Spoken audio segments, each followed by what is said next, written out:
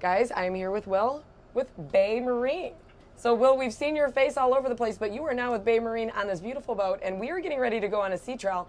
But we're just right now staying very still in the middle of the channel, and this is where most people are super anxious.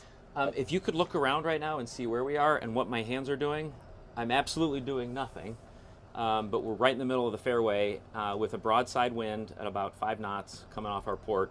And you're right, in most scenarios, people who are entering into a marina, especially a marina with other expensive boats around us and concrete docks on one side, this would bring the pucker factor up slightly. So what we have is, as far as propulsion goes in this boat, is the Volvo IPS system. So it's a proprietary Volvo system, twin engine boat, and they have pods that articulate independently of one another. And in this mode that we're currently in, it's using satellite positioning from a GPS antenna on top of the hardtop. And it's calculating not only just rotation of the boat, the geographical position of the boat, and it's enabling us to stay in one spot. Of course, there's a sailboat coming in that's going to want us to move. But the idea is with the joystick docking is that you have the ability to stop the boat on a in a position within about, they say 12 inches, but it's actually within a foot or 2 feet. Of course, yeah. And so with that, it not only gives you sort of a little bit more peace of mind for your own docking as an experienced boater, but in the in the world of a person who's upgrading to a boat that they may feel like is a little too big, or is that's a natural progression of things where you get one step up and up and up, and there's a lot of challenges with growing in boat size, and I think this takes the ability, or it enables you as a new boater or an advancing boater to enter into a different size boat with different capabilities, with a little less, a little less obstacles. 100%. Leave the anxiety at the dock. You don't need it.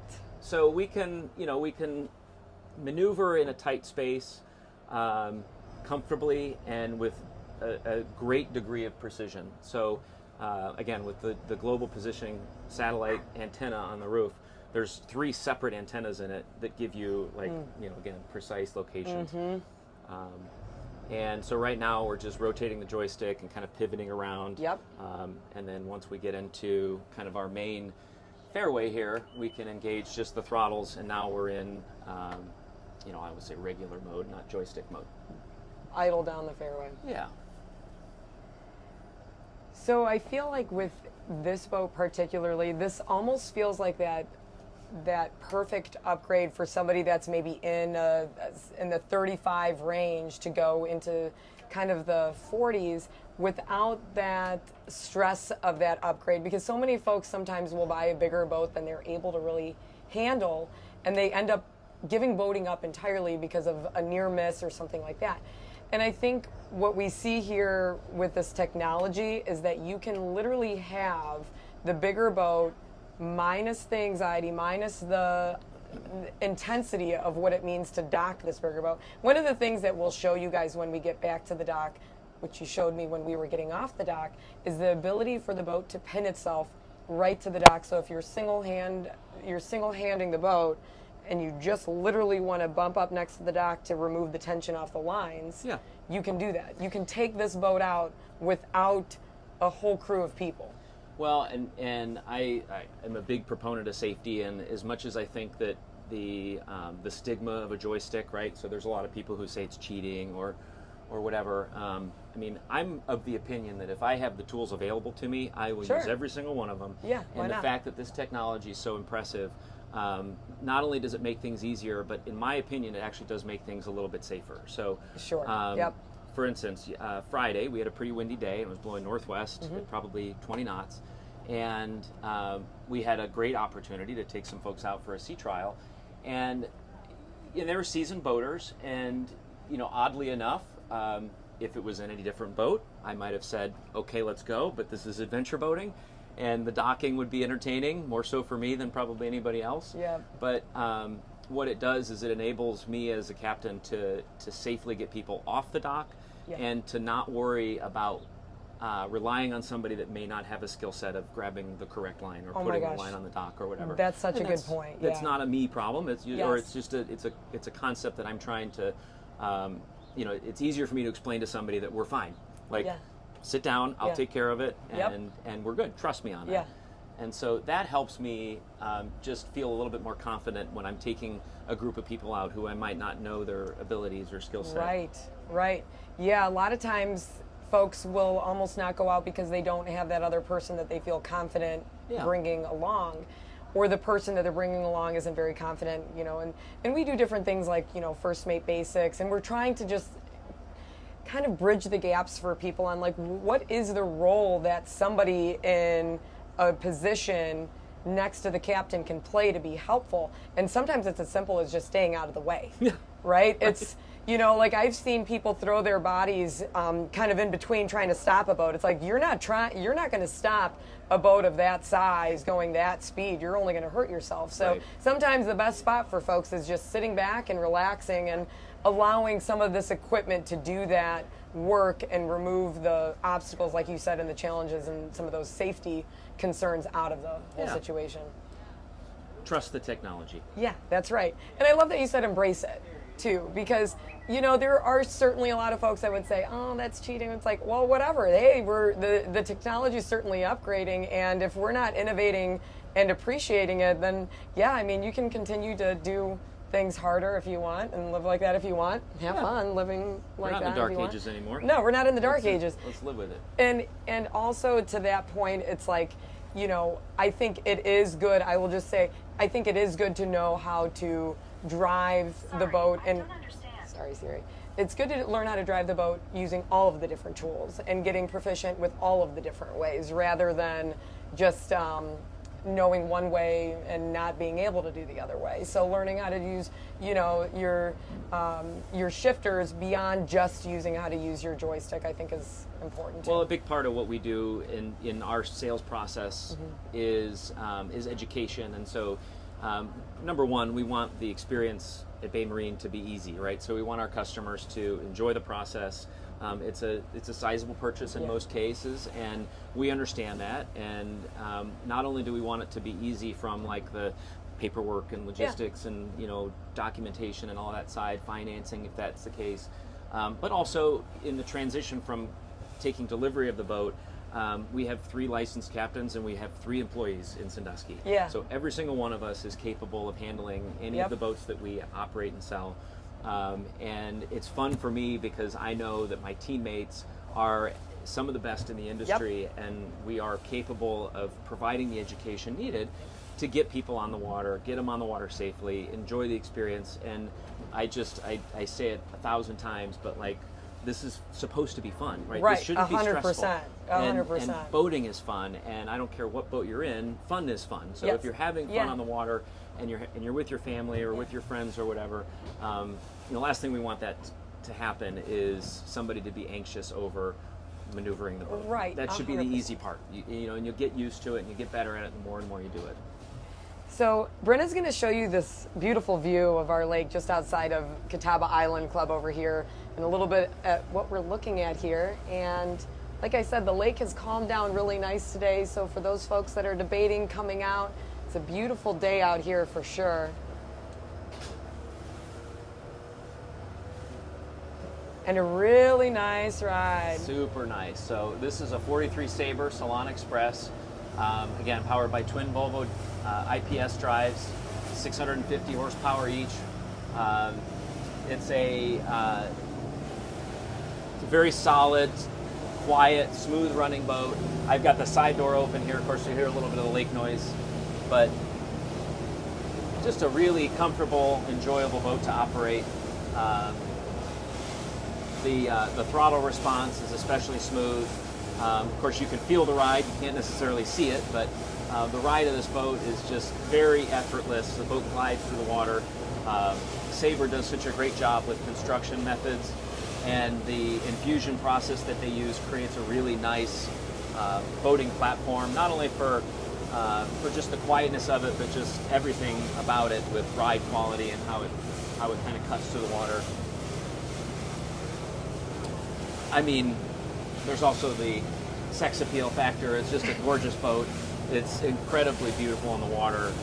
It's sort of a down east styling, and it's got a really nice high shear line that comes all the way back down. Sort of that traditional lobster boat looking Maine down east style boat. Of course, they're built in the United States, which we're very proud of. They've been doing it for a long, long time. And the traditional styling of this boat with teak accents on the tow rail, the eyebrow, everything just sort of makes it a pretty visually appealing boat, if you ask my opinion. They've tied in some really good technology things, an all-glass dash here with the Garmin displays. You've got electronic digital switching, so all of your pumps and your actuators, the lighting, everything can be controlled at the dashboard through the multifunction displays, but also through an iPad interface that wires in wirelessly into the C-Zone switching. So you have the ability then to control temperature and stereo and all the things, the creature comforts from a iPad device that then mirrors all the switching and everything digitally on the dashboard. Of course, we have a generator. The generator is running right now, so we can have all of our creature comforts, the microwave and the convection, all that, the stove, the air conditioning, all of that is capable of operating underway.